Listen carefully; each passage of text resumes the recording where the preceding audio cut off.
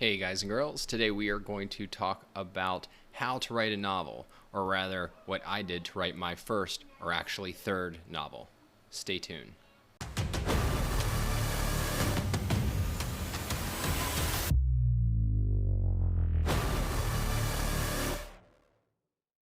Alright, so as some of you know, my first published novel is coming out at the beginning of 2021, and a surprising number of you have been asking about what went into writing it. So I'm going to share some thoughts, but this is definitely not an area where I have expertise. Unlike nonfiction, this is an area where I have some experience and a lot of enthusiasm. Fiction for me has been a really fun, meaningful endeavor, but definitely not one where I feel like I have mastery. So I've written or tried to write two novels in the past, and I was able to complete both of them, but both of them had severe flaws, even if there were gems that convinced me, yeah, this is something I could get better at and ultimately turn into a success. The last novel I started around 2017 and finished, I think, at the end of 2017, and coming out of it, I knew that there was something really good there, and yet there were problems that I just wasn't motivated or capable of fixing. And what I did come away with were a few key insights. So first, what I realized was I was trying to do something way too ambitious for a first novel. It was something covering different continents, lots of different points of view, changes over time, intersecting storylines, and it was just beyond my capabilities for a first novel.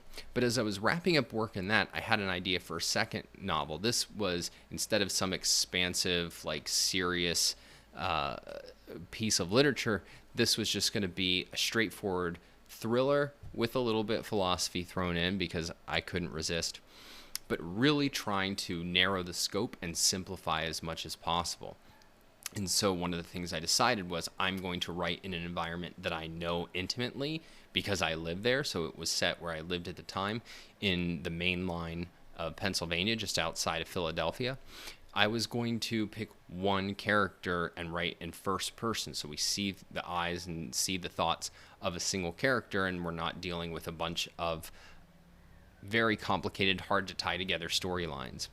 And then the other thing that I did to even simplify further, and this constraint I don't necessarily think, I'm not sure what to make of it, but I decided, all right, I'm going to write in first person present tense so that like I constrained the novel really as much as I possibly could so that then I could focus on telling the core story and making the character and the characters really compelling. Now, it all starts with an idea and inspiration, and this particular novel was really inspired by a setting, which is, as I was wrapping up work on the previous novel, I was watching Netflix, flipping through, and they had some story that dug into like the seedy underbelly of strip clubs. I don't know, it seemed worth watching, and I thought this would be a great setting for a novel. So something you need to understand, even though my favorite novels are romantic novels like Atlas Shrugged and Les Miserables, I have a soft spot, a very soft spot, and a very big soft spot in my heart for gritty realism or gritty naturalistic work done well. And that means it has to have very compelling characters, create a very real world, and have meaningful, intricate plots. Not plots in the full philosophic sense of driven by free will, but at least they have to have stories that are very intricate and integrated. And so, like, I've been very inspired by The Wire and very inspired by mystery writers like Michael Connelly, who really take this to a T. So when I saw this world, I thought, yeah, this is the perfect kind of setting for my idea. And that floated around my head for a while as just a setting. And the thing I was groping for was, what is going to be the surprise? What is going to be a mystery worth telling? And the first idea I came up with was, oh, the killer is the protagonist. I couldn't really figure out exactly what that would look like. And when I started doing some research on kind of tropes in the mystery world, it turns out that's like the biggest letdown sort of story that can ever be told. But I knew that there was something there. And so what I did is, instead of making that the surprise at the end, I moved it slower and slower toward more and more towards the beginning until, and the current point is really the inciting incident, which is that the protagonist has killed somebody, but the mystery is really going to get set off when the bodies are when the body's discovered the next day, but it's discovered next to two other bodies that she knows nothing about. And so I thought, all right, this is an intriguing mystery. I have a working title, My Only Murder, which so far remains the title today. We'll see what it is once it comes out in publication.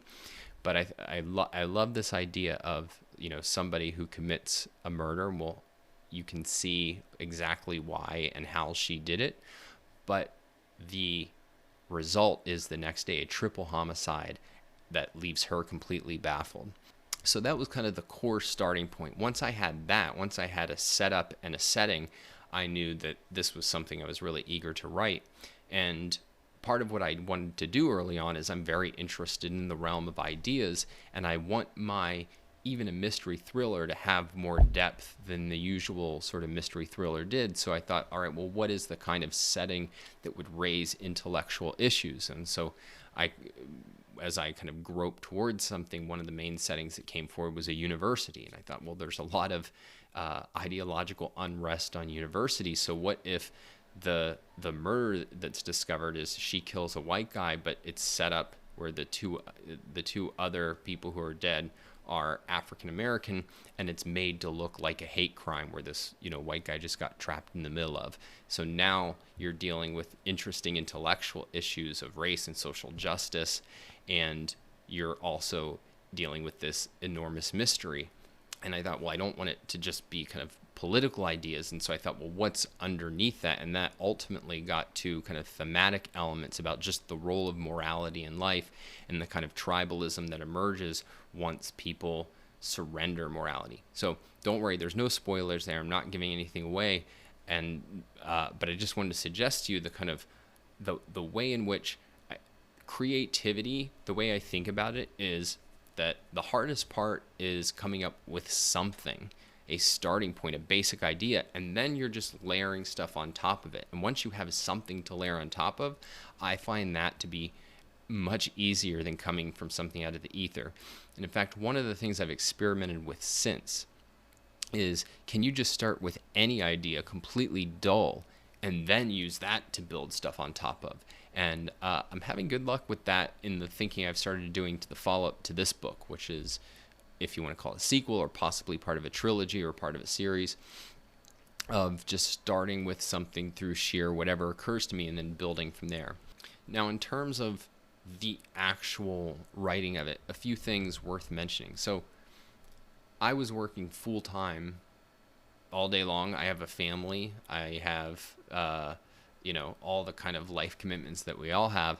And so the question was, when am I going to make time to do this? And so I already woke up early to begin with, usually around 5:30 in those days, and decided, all right, now it has to be 4 or 4:30 so that I can get a good solid 2 hours of work before the kids wake up and before I get interrupted. And I figured if I was doing 2 hours a day at least, and if I had any energy in the week on the evenings, and then whatever time I could get on the weekends, then yeah, I could really make sustained progress. The thing I had to ask myself, and I encourage everybody to do this, is I asked myself, okay, if I'm going to devote all this time and energy to this and really make fiction a focus, am I willing to do this if I never make a penny? And the answer was yes, because what I realized is engaging in that kind of thinking every single day and engaging in that kind of progress towards a creative goal, that to me made every day more meaningful, every day more enjoyable, and it, as demanding as it was, it was probably one of the happiest periods of my life. That tends to be true whenever I'm working on a book that I'm passionate about, and then life takes its dips when I'm not.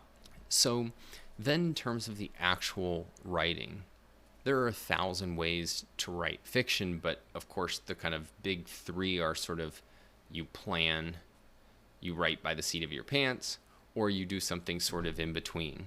And I did something sort of in between.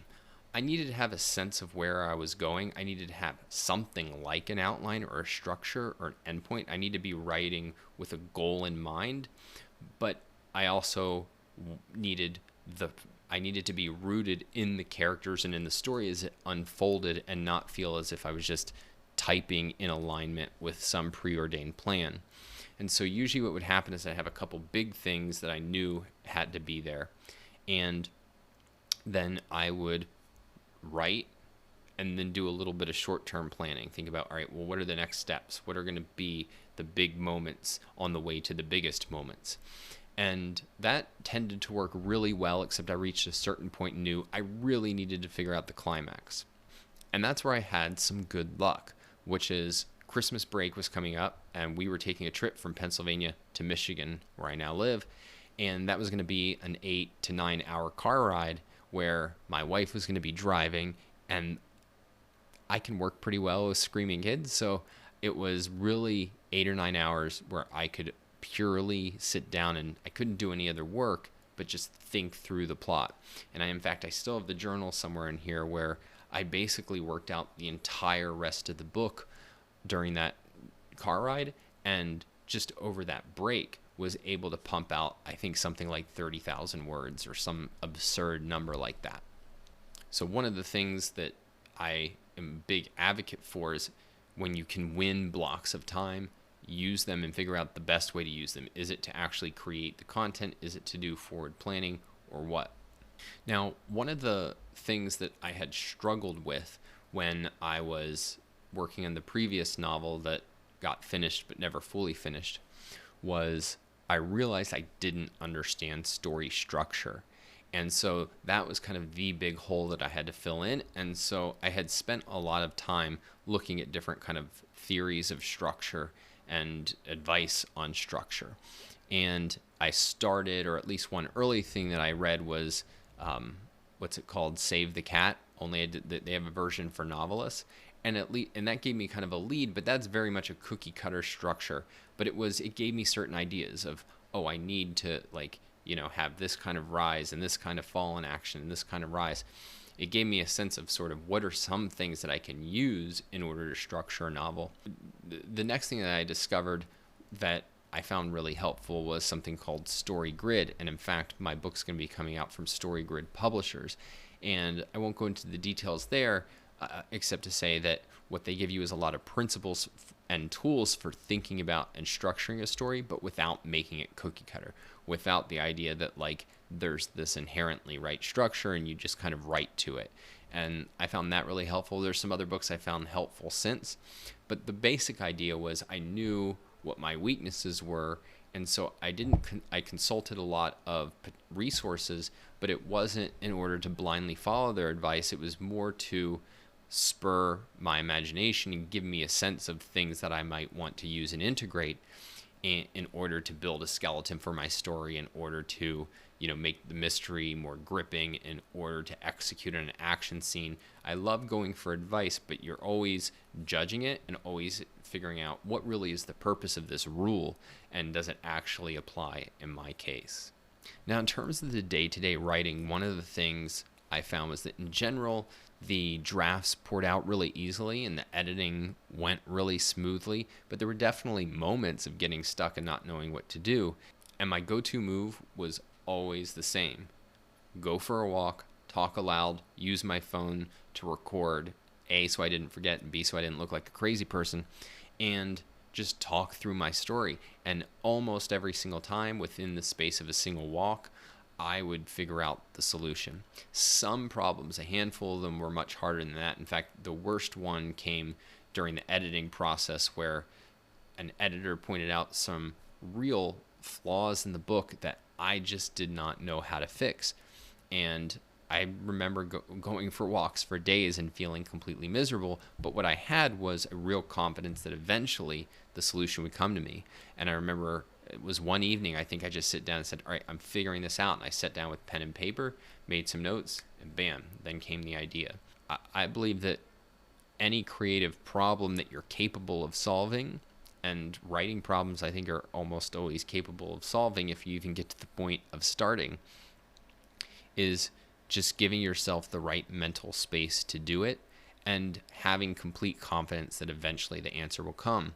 One of the things I do think you should do is there are things and actions and steps that you can take in order to probe your subconscious. Because what will often happen is you'll get stuck on a certain train of thought.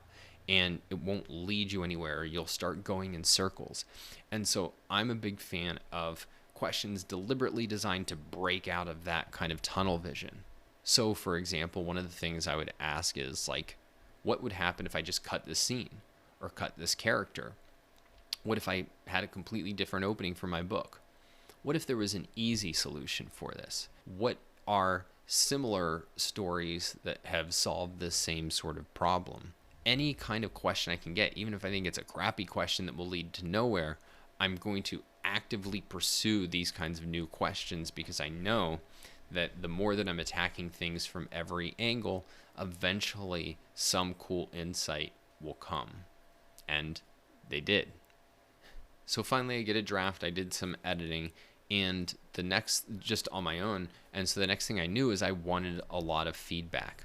And so I reached out to a bunch of friends to do some beta reading, and I also experimented with a paid beta reader and even a paid beta reader / sensitivity reader.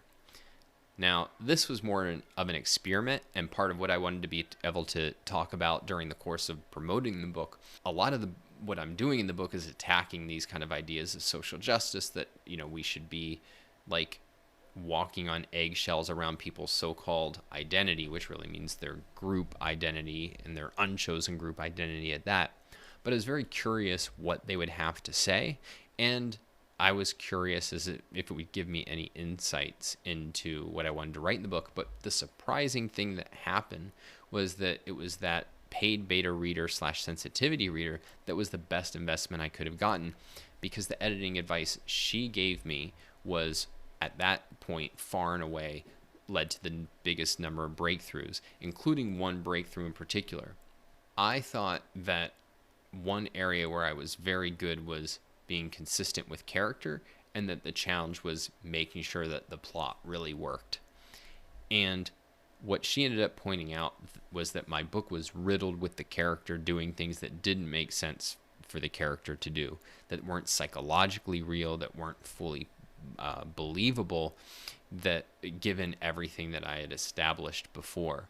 And that was really transformational, because once I realized that I had this problem, I knew, okay, once I fix this, if I found a new fundamental problem, then I'm going to be able to bring this book to a completely different level. So I'm a big believer in getting good editors and paying for good editors if you have to, because I would not have been able to come up with a successful book without that breakthrough. I ended up working with a few more editors before I even got to my current publisher, which comes with another layer of editing. And every time I really benefited, but in particular I benefited from the people where I had to pony up money from and had reason to think that they were really good. So I highly encourage people to do that, to go for, like, if you're really serious about getting your book published and read, if you just want to write it, that's cool. But if you wanted to get it published and read, I cannot speak highly enough of really trying to get as much editorial feedback you can from people who are in a position to give very valuable feedback. Final point I'll make, which is the whole publishing endeavor. I had a really kind of unusual or weird experience here, which is the first agent that I sent it to asked for the complete manuscript, which is unusual. And I thought, well, this is a great sign. If the first person I sent it to wants to see the full thing, man, then, the offers are going to be rolling in on this one. And so I sent it to her, but I kept sending it to others because, of course, they take a long time to get back to you and they may pass. But, I mean, hey, she took it right away. And I must have sent queries out to 60 different editors, 60 different agents.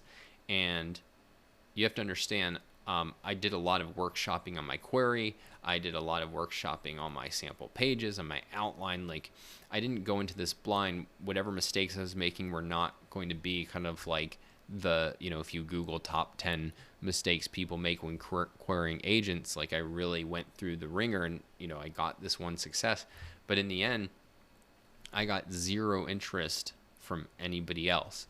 And I would like to think that if I kept toying with it, I could have gone that route.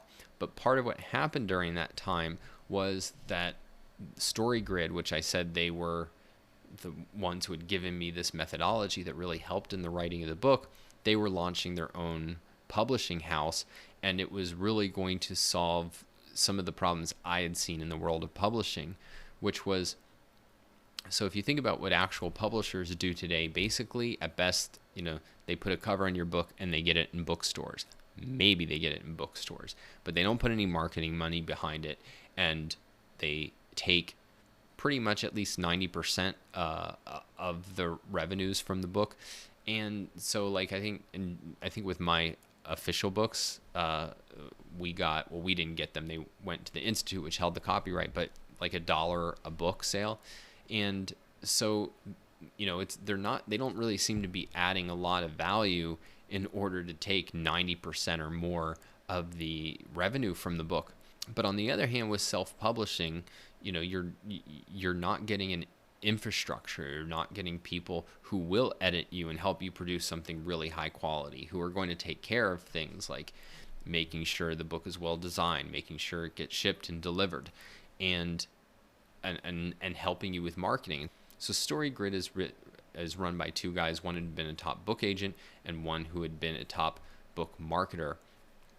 And so they're bringing that expertise to give you the marketing and editorial infrastructure so that you have a top quality product, a game plan for marketing it, and then they have a much better split of revenues. I think the author gets 50%, and then the editor gets 10%, and then the publisher gets 40%, which I think is enormously fair, and it gives everybody skin in the game. And so once I heard this, and in particular that it was new, was intriguing, because I thought, well, you know what? There's really, when you take, if you believe in something and you get in on the front end, you can derive like outsized benefits than coming in once something's already established. So I thought this is actually a great opportunity and potentially a great fit.